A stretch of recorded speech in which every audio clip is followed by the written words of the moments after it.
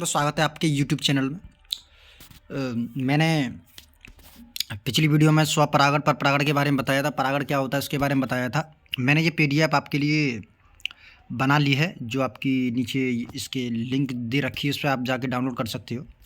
तो मैंने आपको बता दूं कि यहाँ पर परागण के विषय में पूरा बता दूं, फिर से एक बार रिवीजन टाइम में ये मैं करा रहा हूँ। तो देखिए, मैंने आपको पहली डेफिनेशन में दिए थे, उसमें 4 वर्ड होते हैं, 3 वर्ड होंगे। एक होता है परागकणों का, परागकोश और वर्तिकाग्र, 3 होते हैं, मैंने आपको पहले बताया था। अगर आपके पास ये 3 शब्द नहीं हैं तो आपकी परिभाषा अधूरी है, और इस परिभाषा को बनाने के लिए इन 3 शब्दों की आवश्यकता होती है।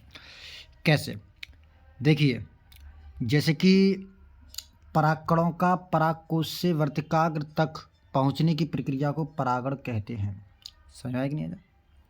जिसकी हिंदी परिभाषा है, इंग्लिश में इसकी परिभाषा जो है कि the pollen is definite as the transfer pollen grains transfer pollen grains from anther to stigma of the flower, it is called pollination. ठीक है, क्या मतलब इसकी हिंदी यही है कि परागकणों का परागकोश से वर्तिकाग्र तक पहुंचने की प्रक्रिया को परागण कहते हैं। अब इसके आगे चलते हैं, तो देखिए, अब आगे जिसकी जो चीज़ें दी हैं, जो हम इसके और बारे में जानेंगे। जैसे कि हमारी जो दिया है, देखिएगा,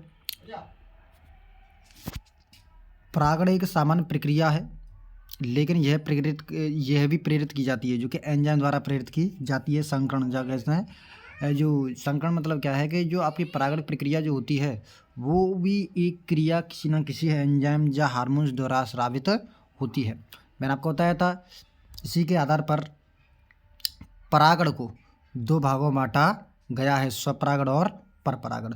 और स्वपरागण क्या होता है, परपरागण क्या होता है, मैंने आपको पहली वीडियो में बता दिया था। तो देखिए, इसमें क्या है कि स्वपरागण क्या होता है। मैंने बताया था कि एक पुष्प के परागकण जब उसी पुष्प या उसी पौधे के अन्य पुष्प के वर्तिकाग्र पर पहुंचते हैं, स्थानांतरित होते हैं, तो इस क्रिया को कहते हैं स्वपरागण कहते हैं। मैंने आपको पहले बताया था कि एक ही जाति के एक पौधा होता है। जैसे मैं आपको बता दूं कि देखिए, जैसे कि मैं एक पौधा लेता हूं स्वपरागण का। एक मेरे पास ये पौधा है, एक मेरे पास क्या है, एक जो पौधा है, ठीक है। ये यहाँ पर इसके टॉप पर एक फूल है, क्या है, फूल। एक यहाँ फूल है, ठीक है। इसके जो परागकण होंगे वो क्या करेंगे, एक पीढ़ी से दूसरी पीढ़ी, मतलब एक फूल से दूसरे फूल में स्थानांतरित होते रहेंगे। वो किसके द्वारा, वायु द्वारा हो सकते हैं।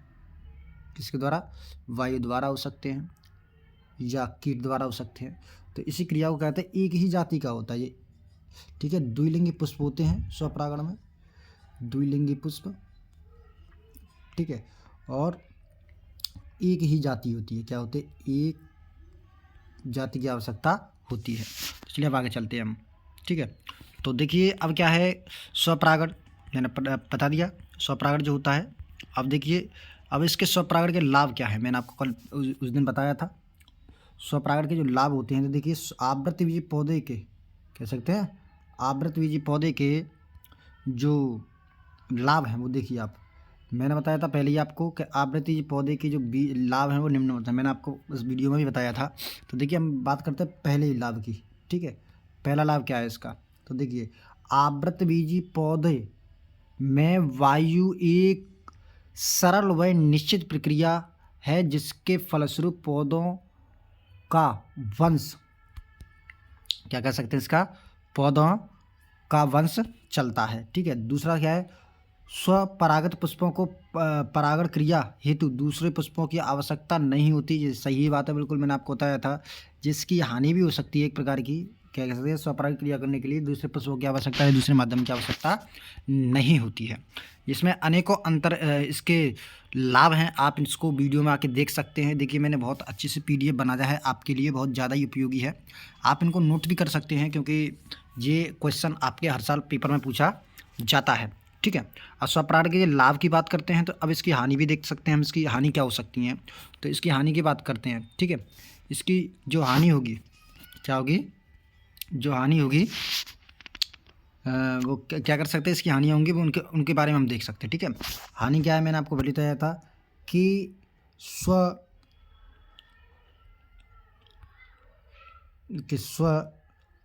परागण से निर्मित बीजों का अंकुरण से बने पौधे कमज़ोर होते हैं। मैंने आपको बताया था कि स्वपरागण द्वारा बने बीजों द्वारा उगने वाले पौधे क्या होते हैं, कमज़ोर होते हैं, वो अच्छी नस्ल के नहीं होते। दूसरा क्या है इसका जो दूसरा वाला पॉइंट क्या दिया है,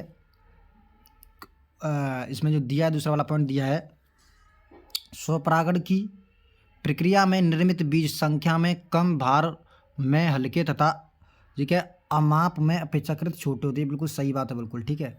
जो इसमें क्या होता है कि इसमें जो बीज होंगे वो क्या होंगे, बहुत ज़्यादा ही नग्न होते हैं, इनको अपनी आंखों से देख नहीं सकते। स्वपरागण से निर्मित बीज शीघ्र ही परिपक्व नहीं होते, ठीक है। स्वपरागण द्वारा जो बीज होते हैं वो शीघ्र ही परिपक्व नहीं होते, उनमें जो क्या होता है समय ज़्यादा लगता है। चलिए इसका तीसरा वाला जो दिया है, इसका तीसरा वाला देखते हैं। तीसरा वाला इसका जो दिया है इसमें, सॉरी चौथा वाला जो इसका जो हानि दी है वो देख सकते हैं कि स्वपरागण से निर्मित बीज उत्तम श्रेणी के नहीं होते, इनमें कोई भी जाति उत्पन्न होने की संभावना नहीं होती है। मैंने आपको पहले बताया था, क्योंकि इसमें क्या होता है कि एक ही पीढ़ी के लक्षण एक पीढ़ी से दूसरी पीढ़ी में ज़्यादा करते हैं, इसीलिए इनमें नई पीढ़ी या नए लक्षणों का निवास या निवेश नहीं होता, इसलिए इनमें पाई जाने वाली बीमारियां हैं या इससे संबंधित कोई भी हानिकारक जो लक्षण है वो एक पीढ़ी से दूसरी पीढ़ी में पहुंचता रहता है, जिससे वह आने वाली संतान या आने वाली जो संतान है या आने वाली इनके नए पौधों की किस्में अच्छी किस्म की नहीं होती। तो देखिए ये आपका यह दिख रहा है, मैं आपको बता दूं, ये देखिए ये वाला आपको दिख रहा है, ये आपका स्वपरागण का उदाहरण है, ठीक है, स्वपरागण का उदाहरण है। और ये आपको दिख रहा है ये वाला, ये आपको दिख रहा है ये वाला, ये ट्रांसफ़र हो रहे हैं जो, ये देखिए ये आपको दिख रहा होगा, ये तो आपके जो हैं वो क्या हैं, ये देखिए ये वाले जो हैं ये आपके हैं परपरागण का उदाहरण है। और ये आपको दिख रहा है ये वाला, ये ग्रीन वाला, ये आपका है स्वपरागण का, ठीक है। अब इसमें क्या होता है, इसमें माध्यम की आवश्यकता होती है, किसकी होती है, माध्यम की आवश्यकता होती है। तो इसीलिए ये जो चीज़ें हैं अक्सर यहाँ पर परागण के लिए बाह्य चीज़ों की आवश्यकता भी होती है। जैसे सेल्फ पोलिनेशन के लिए क्या होता है कि बाह्य चीज़ों की आवश्यकता नहीं होती, लेकिन क्रॉस पोलिनेशन के लिए बाह्य वस्तुओं की आवश्यकता होती है। तो देखिए ये मैंने आपको बहुत सारे जो क्वेश्चन पूछे जाते हैं उनको मैंने क्लियर किया है। इससे संबंधित वीडियो में और आगे भी बनाऊंगा जो कि आपके बोर्ड्स के लिए बहुत ज़्यादा इंपॉर्टेंट रहेगी। मैं सेकंड पार्ट में इससे संबंधित जितनी भी क्वेश्चन होंगे उनको मैं सॉल्व कराऊंगा, जो कि आपके बोर्ड्स के लिए बहुत ज़्यादा लाभदायक हैं। आपके बोर्ड्स नज़दीक हैं तो आप ज़्यादा से ज़्यादा पढ़ाई कीजिए और अपने बोर्ड्स पर फोकस कीजिए, जिससे आपके अच्छे मार्क्स आ सकें।